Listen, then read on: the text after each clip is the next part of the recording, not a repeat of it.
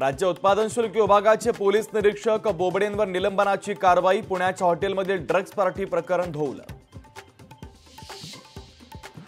नीट पेपरफुटीच्या तपासाला वेग। सीबीआयची पथकं बिहार आणि गुजरातमध्ये दाखल। सीबीआयनं 5 पेक्षा अधिक गुन्ह्यांचा केला तपास स्वतःकडे घेतला। लातूरमधील गुन्हा देखील सीबीआय घेण्याची शक्यता।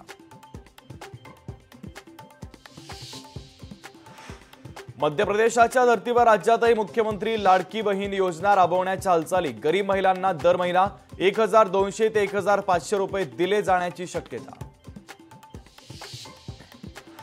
देशात मोदी सरकारने केलेल्या विकास कामांना निकृष्टतेची दृष्ट। कशेडी बोगद्याला गळती, अटल सेतूच्या जोड रस्त्यालाही भेगा, तर तिकडे बिहारमध्ये पूल कोसळले।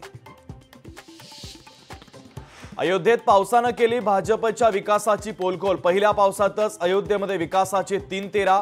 पावसानं रस्त्यांची चाळण, तर छोट्या मोठ्या मंदिरांमध्ये शिरलं गटाराचं पाणी। महाराष्ट्रात मंत्रिमंडळ विस्ताराचे वारे। विधानसभेआधी शेवटचा मंत्रिमंडळ विस्तार होण्याची अपेक्षा। राष्ट्रवादी शिवसेनेच्या इच्छुकांचे देव पाण्यात। राष्ट्रवादीचे आमदार संपर्कात असल्याचा शरद पवारांचा दावा। शरद पवारांच्या निकटवर्तीय सूत्रांची खात्रीलायक माहिती। राज्यातील काँग्रेस नेत्यांची आज दिल्लीत बैठक। विधानसभा निवडणुकीच्या तयारी संदर्भात होणार चर्चा। एनडीए आज लोकसभेच्या अध्यक्षपदाचा उमेदवार जाहीर करणार। लोकसभेचे हंगामी अध्यक्ष भर्तृहरी महताब घेणार निवडणूक। विधानसभा निवडणुकीमध्ये राष्ट्रवादी शरदचंद्र पवार पक्ष नवे उमेदवार देणार। नवीन चेहऱ्यांना संधी देणार असल्याची शरद पवारांची माहिती। राष्ट्रवादीकडे विधान परिषद निवडणुकीसाठी इच्छुकांची गर्दी। विधान परिषदेच्या रिक्त जागांपैकी 2 जागा राष्ट्रवादीच्या वाट्याला येण्याची शक्यता।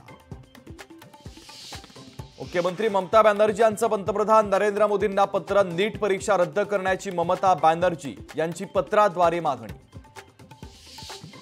अरविंद केजरीवालांच्या जामीन स्थगितीच्या याचिकेवर आज महत्त्वाची सुनावणी। दिल्ली उच्च न्यायालय देणार जामिनावर निकाल। प्रज्वल रेवन्नाच्या न्यायालयीन कोठडीमध्ये वाढ। पुढची सुनावणी आता 8 जुलै रोजी होणार। रत्नागिरी ते मुंबई गोवा महामार्गावरील कशेडी बोगद्याला गळती। बोगद्याचं उर्वरित काम पूर्ण न झाल्यास शिवसेना उद्धव बाळासाहेब ठाकरे पक्ष आंदोलन करणार। मुंबई गोवा हायवेच्या बांधकाम दर्जावर प्रश्नचिन्ह। लोकशाही मराठी ऐका, पहा, जागरूक रहा।